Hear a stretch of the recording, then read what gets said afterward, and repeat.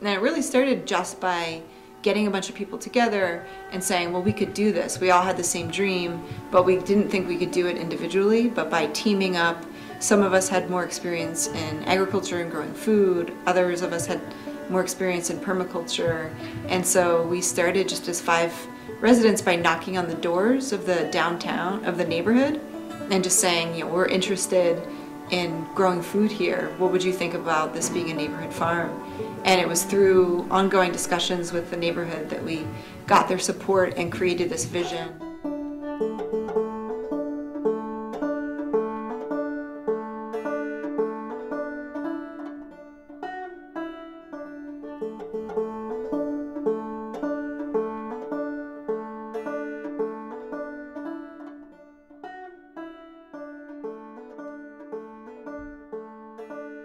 A lot of people that were living there had always known that farmland to be farmland, and so they were open to the idea of it continuing as farmland. And through several meetings with the neighborhood, we began to craft a proposal that we were able to submit to the Conservation Commission and gained access to farming land.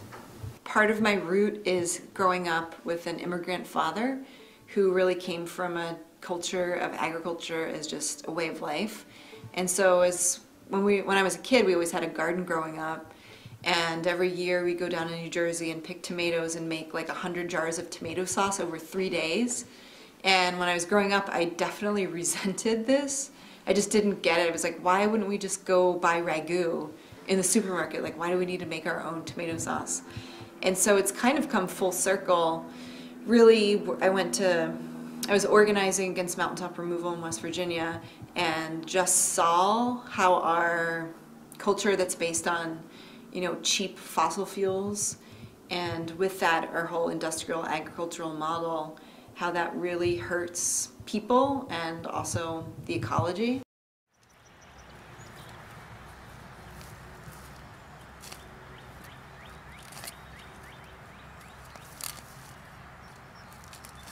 This idea of demonstrating both no-till farming on public land, urban land, and experimenting with perennial polycultures of useful plants or different mixtures of long-lived plants in ways that are mutually beneficial. And I see that as kind of a political act in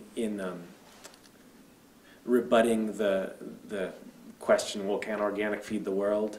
Like, no, not within the, you know, the industrial food production paradigm or whatever, but it's giving fodder to people when they encounter that argument, like, well, we need the industrial food system because we depend on it. If they have if they have places like Montview as models in their mind, then they're better equipped to be skeptical of those arguments. So I see there's value in that.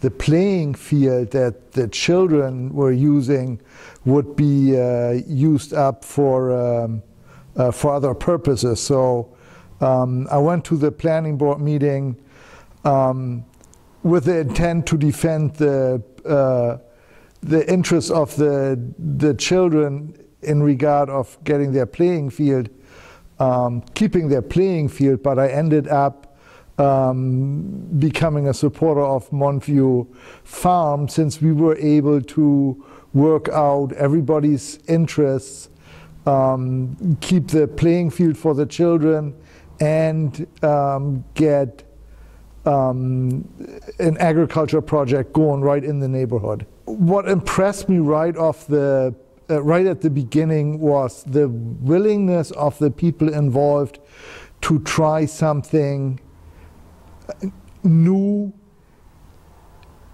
that would entail much more work but would liberate them from the chains of the oil industry. And by that I mean they were willing to put their muscle and their heart into working without using machinery that would use petroleum products. Our system is set up so that you just turn on a switch and the lights come on.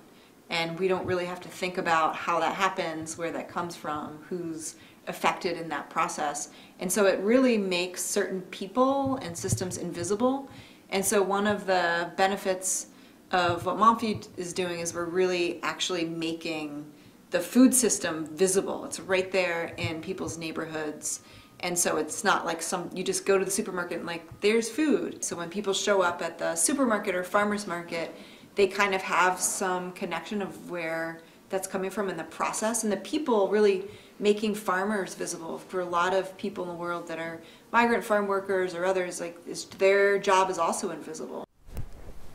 An example project of urban farming where a piece of land that's really not that useful for industrial farming or even for a family farmer to farm was used to produce, great produce in a neighborhood, for the neighborhood, in an urban setting.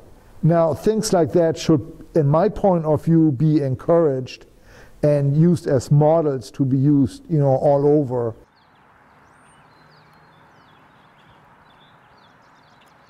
Currently in Montview Neighborhood Farm, we've been on 3-year license cycles. So every 3 years, there is the possibility that the city will put out an RFP, request for proposals, and select another farmer.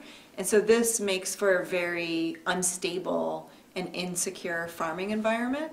The town is supposed to be managing or be responsible for that land, and all of a sudden there was a subcommittee of a neighborhood committee that you had to pay dues to be a voting member that was deciding on who was going to get the license for the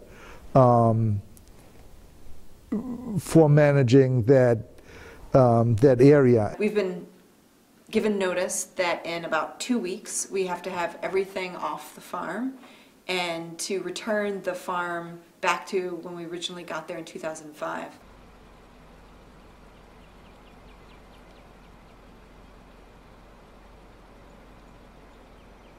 Ecology is constantly changing and in flux, and you really can't revert back to this certain still point in the past. And what we've done through our no-till methods is we actually have increased the organic matter in the soil by 2.7%.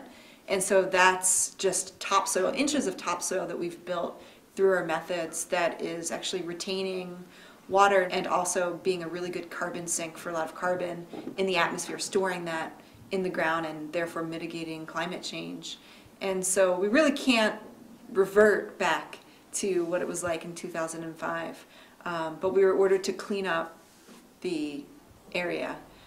Taking this value that's been invested in the land for the last 6 years, and even though influence over the land is being lost by Montview, there's still influence that can be had.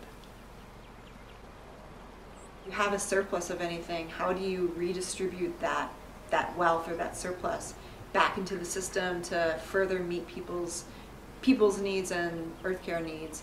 And so really looking at all this plant material and knowledge and tools that we've accumulated over the last 6 years, how do we redistribute that back into boosting up the local food system and permaculture system? Whatever knowledge was gained from the years of Montview Farm will serve some purpose in furthering urban agriculture and small-scale agriculture projects in urban settings. What I see Montview, now at least what I'm doing in the next session is created a company called the Mobile Design Lab, and what we're doing is really placemaking and taking some of this plant material and knowledge and working with other communities to gain access to learn how to grow food where they're at with very limited resources, and working to kind of spread this knowledge that we've gained over the last 6 years in doing this.